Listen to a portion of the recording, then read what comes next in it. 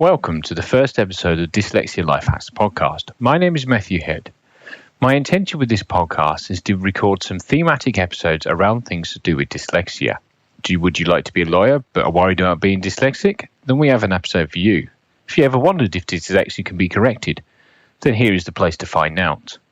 For the first episode, this is actually a reissue of a podcast myself and my friend Richard Elliott did in October 2020 called Dyslexia in the Workplace. I hope you enjoy. For show notes, please go to dyslexialifehacks.com/podcast. I would like to thank Matthew Hitching for recording the music for this podcast. Over to you, Matt.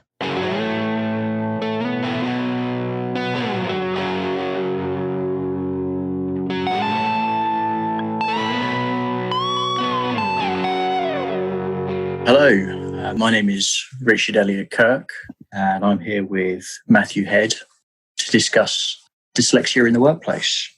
Hi, Richard. How are you doing? I'm not too bad. Yourself today?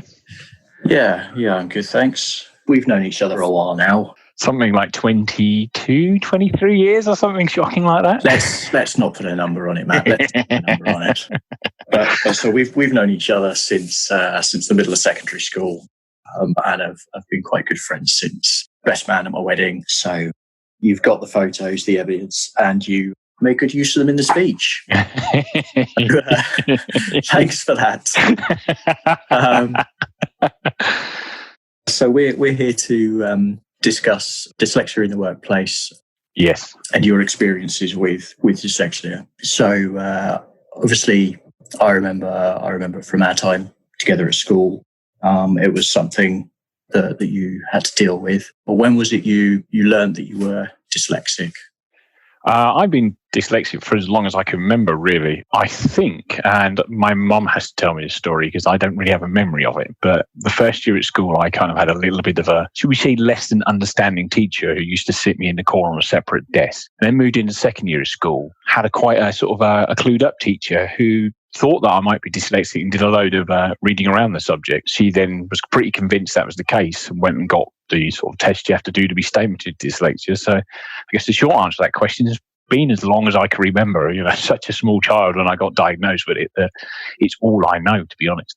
So it seems like from an early age you've had sort of experienced quite different reactions and sort of knowledge around dyslexia. Your sort of first teacher didn't understand or wasn't aware of, whereas your second teacher seems to have had a much different attitude and you say went and learned about it. Yes, a little bit of curiosity and some understanding goes a very long way. Yeah, certainly seems a lot more supportive. So how has your experience throughout your academic career changed? Because obviously you go through primary, secondary school, and you went and did a BTEC national diploma, went into work, and then came back into academic studies after spending time in the workplace. So how have you found through your academic career that your experience has changed? I think quite a bit. Like I guess starting school in the late 80s, early 90s, it was pretty much my memory of having dyslexia help at school was having the, I can't think what they're called now, but we used to call them the special needs teacher at the time, where you could go sit and do they'd help you through with extra stuff while, say, an English lesson was happening in the main cohort, you'd be having a bit more one-on-one intense stuff through to my GCSEs where that kind of one-on-one stuff dropped out for me. But I then end up having a lesson, like an hour a week, with the sort of dyslexic teacher who would sort of help you with extra techniques and bits and pieces, which I dropped my GCSEs because I had to drop an option at GCSEs to do that. And the only one they allowed me to drop was option 5, if you remember that, which is my IT GCSE, which is one of the highest grades I got. So I kind of risked it. Mostly at school, it was always extra time in exams and being taken out and having sort of more one-on-one help. I had a big swing at college. I just about scraped my 3 grades at C and above, 3 subjects, at C and above. But I did something I really liked. So I went from having okay GCSE grades to being student of the year in my first year at college, particularly as I did sort of motor vehicle engineering studies. So it's a bit more vocational as well as the sort of academic side of it, a bit more math-based and less SAE-based. But again, it was still very much the extra time in exams. But I think the sort of key part of your question really is, I finished school in year 2000, so college in 2003. And then went into work at 18, 19. And then at 26, I went back to university, which quite a lot has changed since then.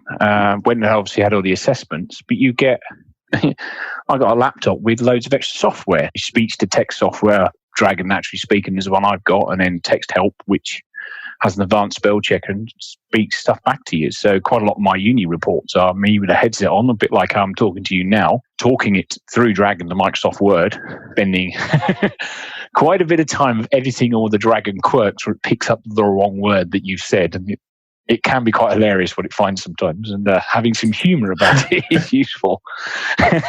And then putting a headset on or set headphones with Text Help, reading it back. So talk it in, it talks it out back to edit it, and then I, through my later years at uni, got scribes for some of the more written exams, mainly so the marker could read my handwriting. I always describe it as, in my head, there's a 6-lane motorway, but you have to pull off a slip road into a dual carriageway for it to come out onto a page. So verbally quite good, but writing it down was hard work. So to make sure I didn't get hindered in the exam, but I did an engineering degree and I really like engineering. So having an academic subject that doesn't require reams of paper and you have to be concise really suits me. And I could visualize quite a lot of the sort of concepts, which really helps. So, I mean, that was interesting. Did you say, so back at a secondary school, you had to effectively drop an option in order to continue to receive the support? I understand that, right? Yes. Yeah, that was it. I got light support, but what they wanted to do was drop an option. So, I can't remember. Did you take GCSE IT? No, my options were, what do we have? We had French, Spanish. Spanish was my option 5. I had GT and media studies, because that was where the two of us spent a lot of time hanging out, wasn't it? Yes, it was. Yeah.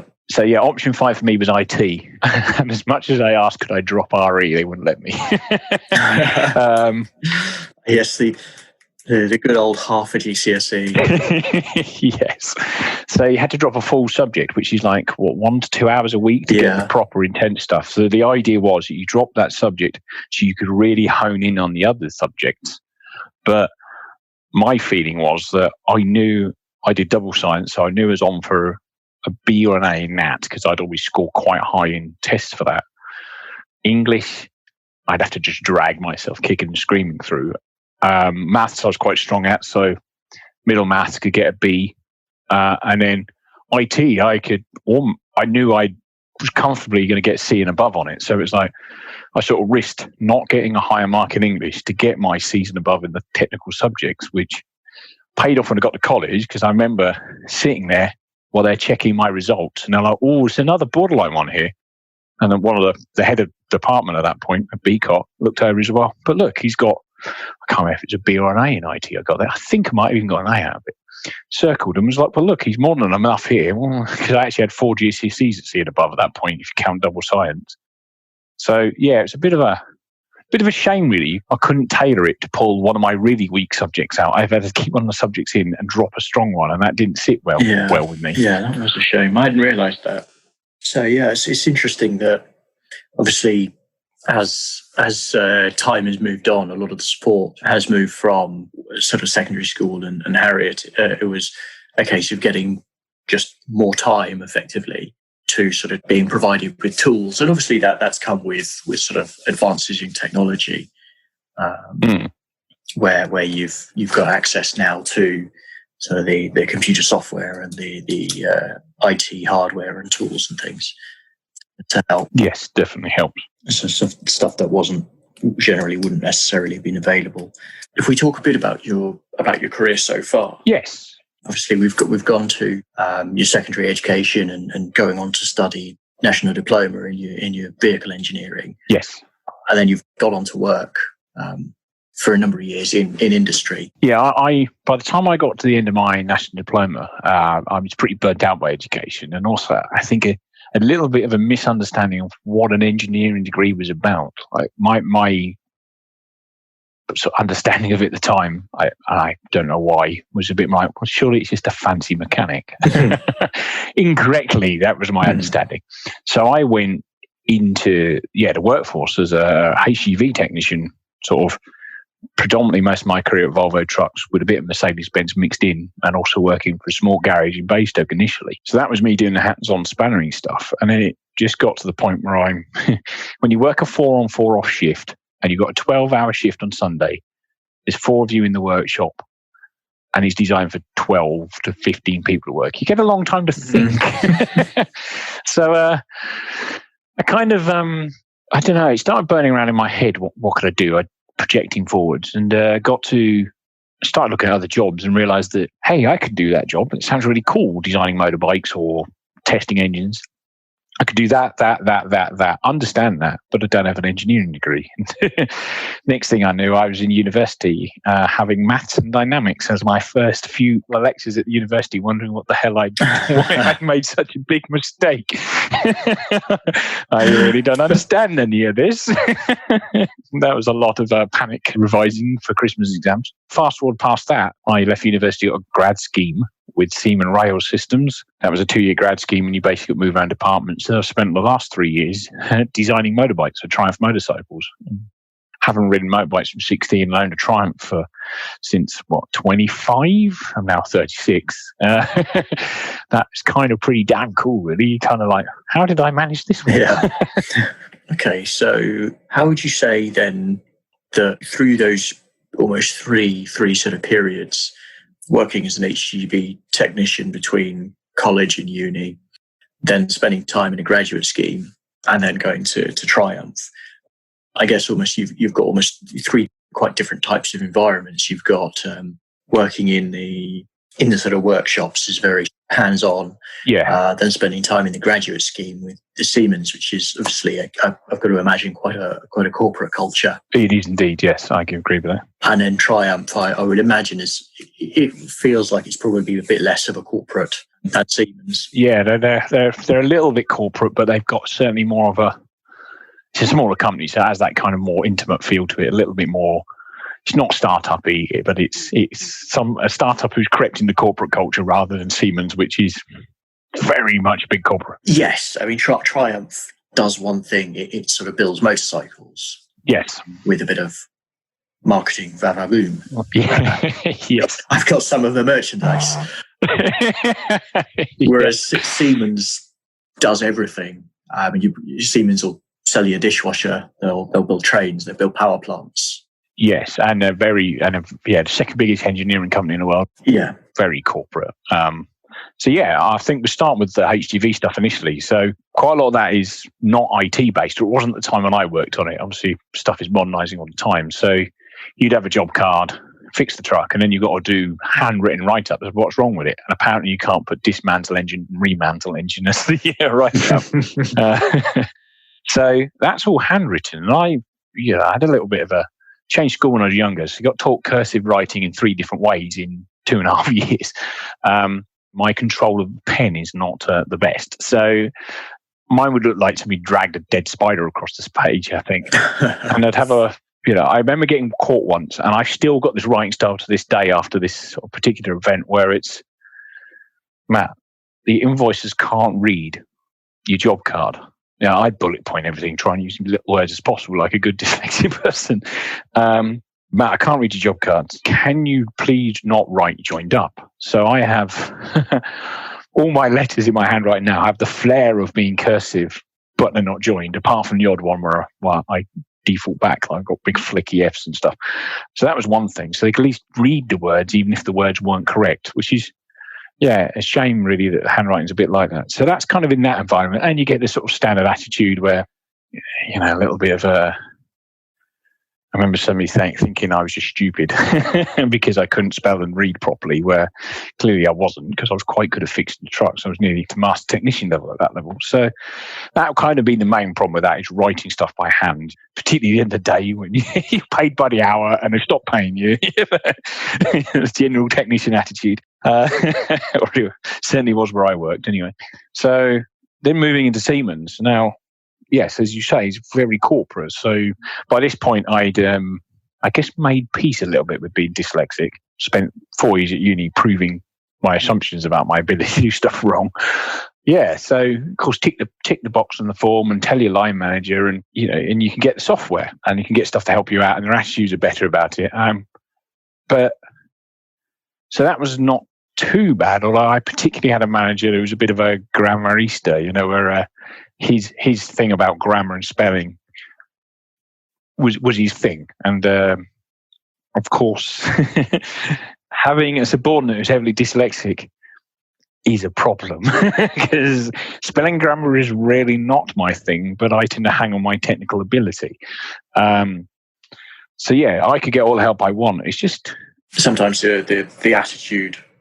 So sort of you still have to deal with people's attitudes. Certainly, yeah. Particularly, if their awareness is not brilliant, or they just don't understand how it affects things. I thought the best description I've heard is having a deviant brain, particularly when you're trying to process language. It's a problem, And yes, I could have had some of the tools on my laptop if I wanted them. I got a phone call from HR, but some of the university tools and stuff, using Dragon, I just sit at home in a spare room and just dictate away to the laptop and talk and yell and do whatever I want, because you have to enunciate a little bit with Dragon, so you turn into a little bit of a Radio 4 presenter. Yes. Doing that in the middle of an open plan office is tricky. That's how you not. That's how you don't get invited to the coffee room. Yes. So I didn't like that. Maybe it's just me, but I was never comfortable with that, and I've never seen anybody use a software like Dragon in the middle of an open plan office. No, I'd imagine it would tend to draw attention to yourself. Yeah, quite a bit, and it's a bit unnatural sometimes. I have to talk to it, even in my generic sort of Southern English accent.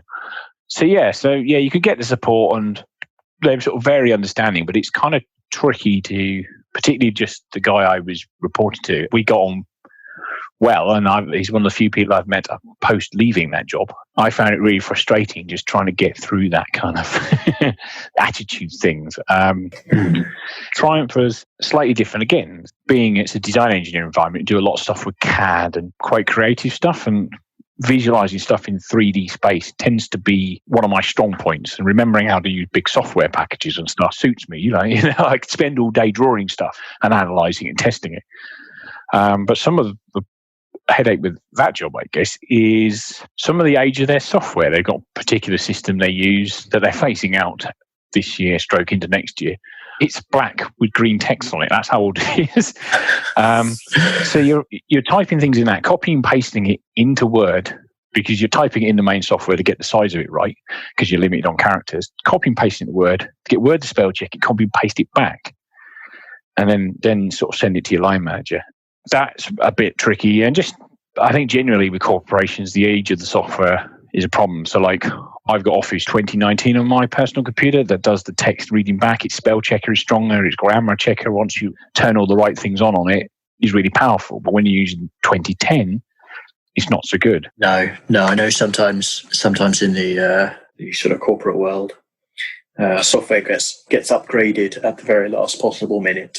Yes. Yeah. Usually when the manufacturer stops supporting it. Yes. Yeah. Yep. That's pretty much it. And I think that's no reflection on the two companies I mentioned. That's just how these things are. It's really expensive to have the latest versions. It is, yes. And then you've obviously got all the software interacts with the software. So every time you change one piece of software, you end up having to change a lot of the other pieces of software. Yeah. So that was tricky, but it was a different environment, sort of a more creative environment that sort of suited me a bit more, and a less sort of document-based environment. I would deal with Triumph Thailand, I would deal with German suppliers, Spanish suppliers, and still be able to communicate to them, and they're not English speakers natively, what I wanted. And they seem to understand. I mean, a bit more, because it's a lighter creative environment, a few jokes here, I remember writing something and it was the venerable something or other rather than the vulnerable, which we thought was quite funny at one point. So minutes ago out the word vulnerable. But colleagues are quite supportive there, worked in a close-knit team, quite good friends with some of them. If I was doing a presentation, one skill I did cultivate was being really good at doing the verbal part of the presentation and getting tricky my PowerPoint clicker, but I'd send the PowerPoints to somebody else to proofread before I put it in front of the board, because the last thing you want is the venerable Ecol in the middle of this board presentation when you actually mean vulnerable. yes, yeah. I've had a colleague who sent an email around the company apologising for the inconvenience, but with inconvenience spelt wrong. Oh, no. with one of our regional local finance managers. Got in touch with her to make sure that she was feeling okay. Oh, no.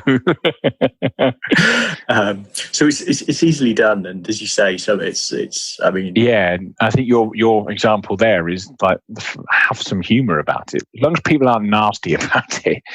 No, and I think even for people who aren't dealing with dyslexia, that sending things for people to proofread is always worthwhile.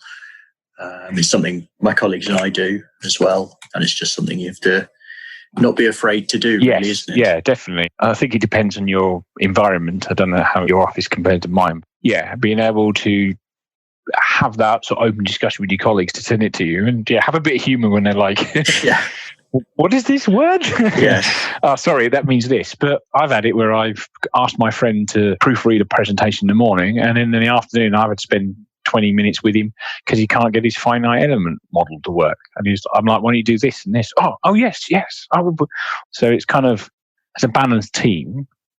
And, dyslexia is it's a learning difference. So it's a spectrum thing. There are strengths that you bring that maybe a non-dyslexic person doesn't. So exactly. Knowing that that's a thing is quite useful. I mean, I suppose another thing is like, taking meetings and stuff is always tricky because I can't write minutes and listen at the same time. It seems to be directly my hand operates a pen, my ears that give up. But I'm running the meeting, so I guess at points it's like, well, you just have to stop people. Like, sorry, did you mean this? Because being confident, I guess, helps. So in terms of things like that you've come across, sort of in the workplace, obviously you say that using sort of text to speech or speech to text software isn't necessarily the easiest thing to use or best thing to use in the middle of an open plan office, sort of with note taking in a meeting when you're trying to both take notes and pay attention to what's going on. Have you come up with any sort of little tricks and things or ways to sort of help deal with these? As we already said, you can ask your colleagues to sort of spell check or grammar check a document for you.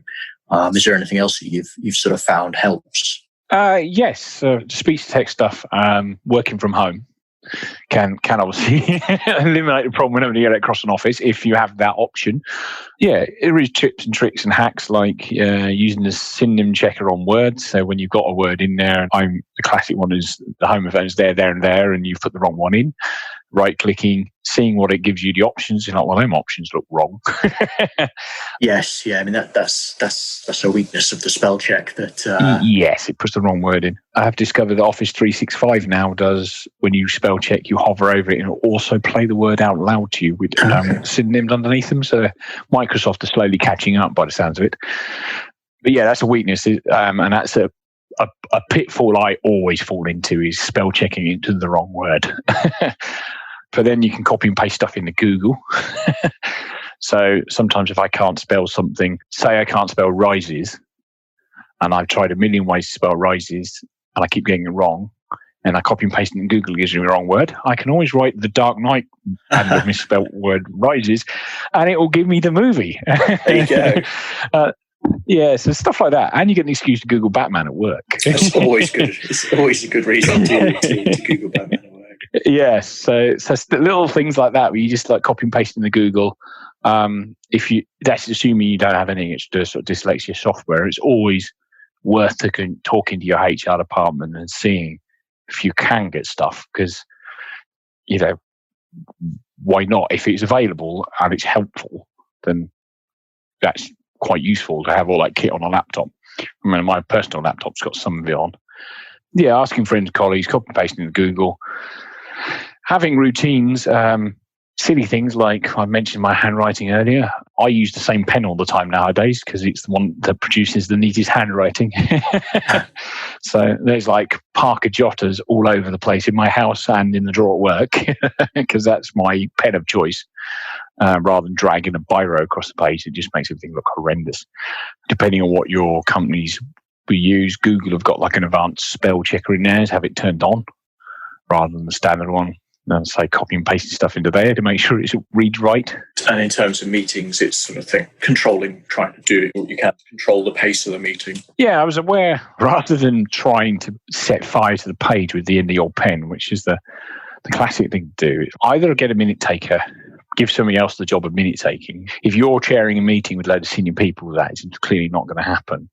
But at the end of the day, if you are chairing a meeting, then it's your meeting. If somebody does try and steamroll through it, like some people do, and that's just their style, you have control. So you just have to stop them. Like, sorry, what was that? Hang on, I just want to check the minutes. Or even post the meeting, like, hang on, I didn't quite catch the point you had about this. Can you just clarify it to me? And different people have different styles. I know some people sit in a meeting with a laptop and type the minutes that way.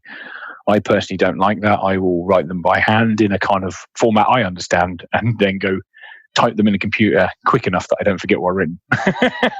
So I've got better as time goes on but initially it was more like mental prompts. Oh yes, this person said this and this person said this. People are always on the end of the phone and most people are helpful. I guess wearing your heart on your sleeve helps as well. Like, I'm really sorry, I'm quite dyslexic. Could you just tell me what that was or what this is? People are normally understanding, and if they're not, then what do you do about it? I'm not using it as an excuse, but sometimes there's just stuff that you need help with. Yeah, I mean, as you were saying earlier, everybody in the team or in work will need help at some point. Yeah.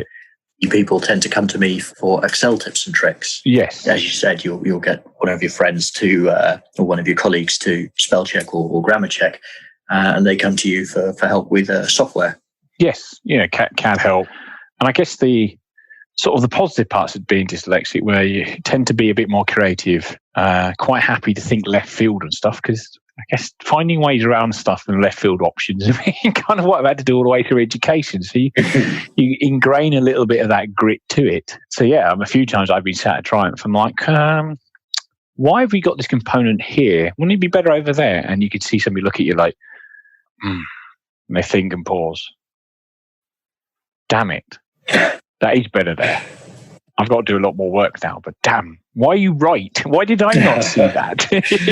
And I think that's it. And looking at 2D drawings, I'm looking at a drawing and in front of my head, I can visualize it off the page as a 3D part. I've become aware that quite a lot of people can't do that. I sort of see it in 3D. Few people do, but other times you're explaining to them, no, it's this. It's having strengths and weaknesses and pros and cons, but everybody in the team has that. Like the person who's brilliant at spelling can't do something else. That's, I guess, how people work. And I don't know what normal is. So it's quite interesting hearing stuff from your side where you're effectively normal, in inverted commas. Still have to do the same thing, don't you? Like if you send an email, you don't just hit send. You leave it a few minutes, reread it and go, Yeah. Yeah, that's it. You sort of everybody needs to use spell check or sort of whether it's getting somebody else to proofread an email before it goes out to sort of the higher ups or around the business. Yeah. But yeah, so it sounds like sort of just remembering that everybody will need help with something. So it's not just you asking for help. Certainly not. Everybody brings something to the team. So having sort of more positive creative outlook, as I've said, and thinking outside the box, I think does bring something to it. And at the end of the day, if you work for a company like for longer than the probation period, then they obviously want you around for a reason. Yeah.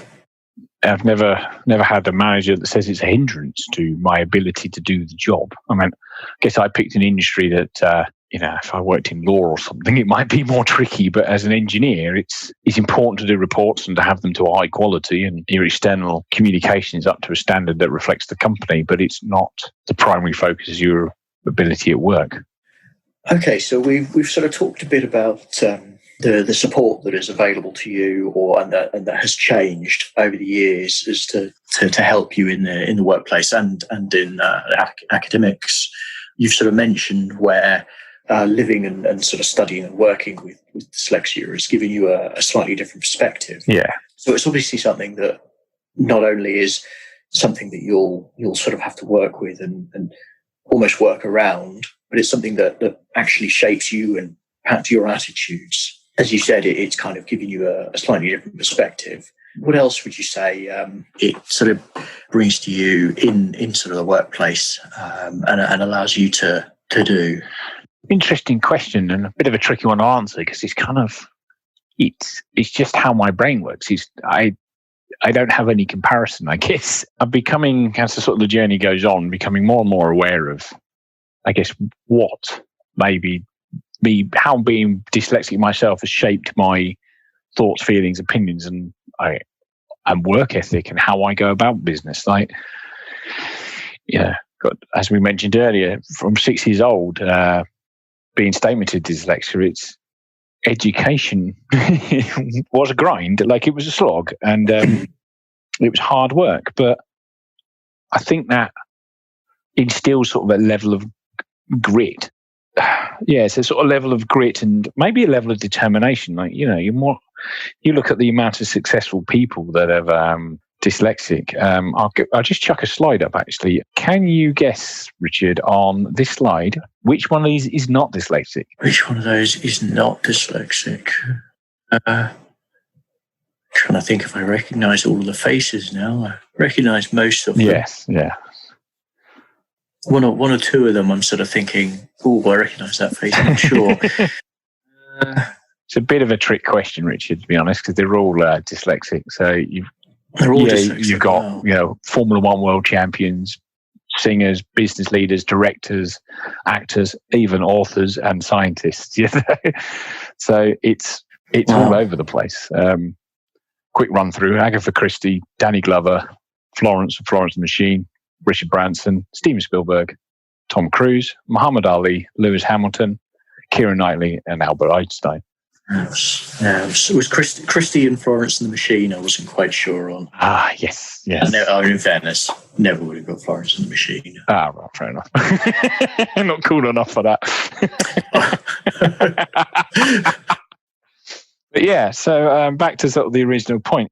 Personally, I think that level of grit that's put into you has driven people to be successful if they take that path. Also, you learn how to be a bit of an autodidact, a self-teacher, because the conventional method of teaching doesn't really necessarily work for you.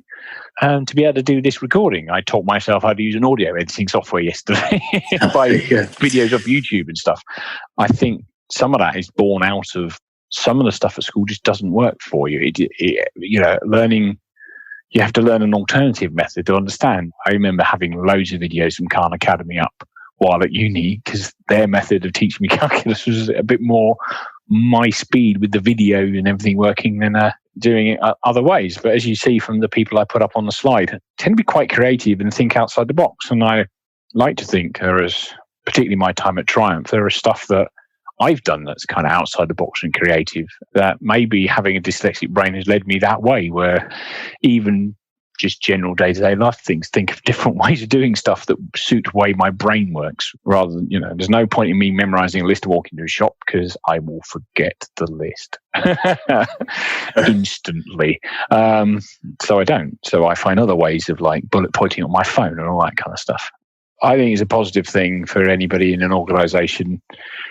The ability to pull your head out and not focus on fine detail, look at the bigger picture, is quite useful, and quite a lot of dyslexic people have that kind of trait. Which, yeah, I think remember we've talked in the past where you've been involved in project work, and where sort of some team members have been very detail orientated and will spin sort of numbers and minutiae out and it might be not something that you've been able to sort of respond. Yeah, that's always the struggle. If somebody asks you for the little numbers and minutiae, I just can't keep it in my head.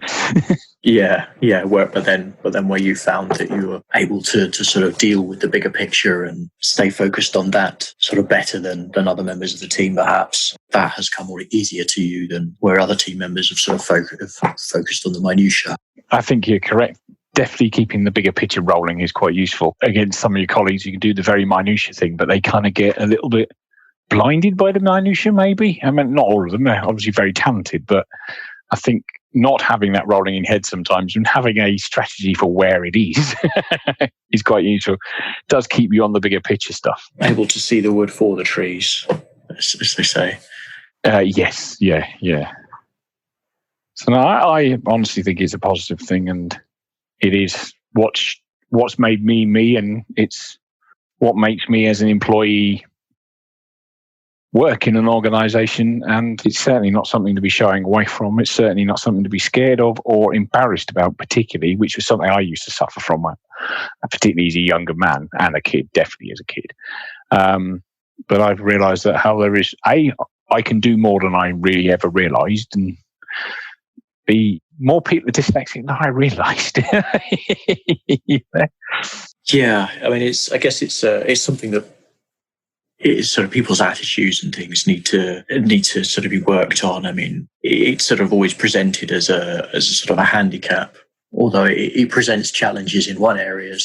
As we've discussed, it potentially gives you sort of skills and ways of looking at things that the people without dyslexia may not benefit from. Yes, I completely agree. You know, you and I have been friends for years, and you're not dyslexic and I am, but I don't think so. Any interaction we've done and stuff I've planned for you and you've planned for me, and we do it in different styles, the outcomes are always good fun. It still works, yeah. Yes, definitely, yes. And, you know, people are different, and that's what makes people fun.